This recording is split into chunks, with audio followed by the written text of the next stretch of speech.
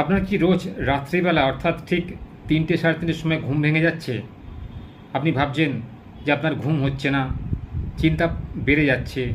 যদি এমন পরিস্থিতির সৃষ্টি হয় তাহলে জানবেন ঈশ্বর আপনাকে কিছু ইঙ্গিত করছেন।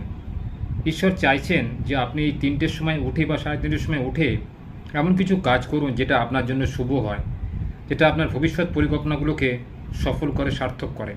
কারণ এটাই আপনার উপযুক্ত সময় নিজেকে প্রস্তুত করা, তৈরি করার।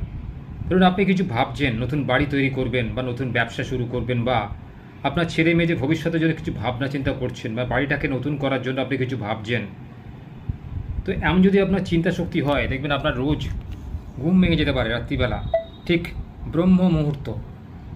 ভোর 3:30 থেকে 5টার মধ্যে সময়টাকে বলা হয় ব্রহ্ম মুহূর্ত। এই সময় যা কিছু চিন্তা শক্তি হয়, যদি কেউ উঠে পড়তে পারে এবং উঠে পড়ে সেদিনটাকে শুরু করতে পারে, হিসাব মতো রাত্রির 12টার পর আমাদের পরের দিন শুরু হয়ে যায়।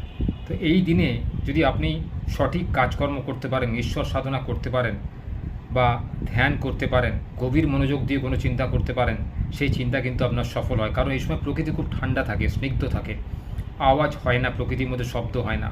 আপনি একাগ্র চিত্তে ঈশ্বর সাধনা করতে পারবেন। আর কারণ ভোরবেলা হয়ে গেলেই পাখির কলরব শুরু হয়, লোকজনের হাঁটা, লোকজনের কথাবার্তা বলা, গাড়ি ঘোড়ার শব্দ, চারদিকে শব্দের বন্যা বয়ে যায়।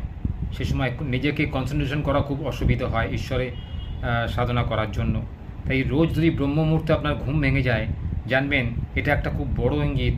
ভগবান নিশ্চয়ই আপনাকে নতুন কিছু ইঙ্গিত দিতে চাইছেন, আপনার জীবনে কিছু পরিবর্তন আসতে চাইছে, যার জন্য ভগবান আপনাকে ইঙ্গিত দিচ্ছেন যে ওঠো, জাগো, কাজ করো। এই সময়টাকে হেলায় হারাবেন না। পারলে এই সময় আপনি যদি একজন শিক্ষিত লোক হন, আপনি বই পড়ুন, বা আপনার যে কাজগুলো রয়েছে সেগুলোকে পরিকল্পনাভাবে সম্পন্ন করার জন্য তৈরি হন।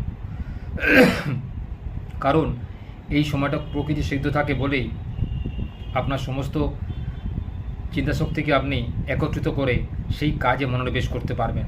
আর ভোর হয়ে গেলে, সূর্যদেব উঠে গেলে, তখন কিন্তু আপনি আর সময় পাবেন না নিজেকে তৈরি করার জন্য।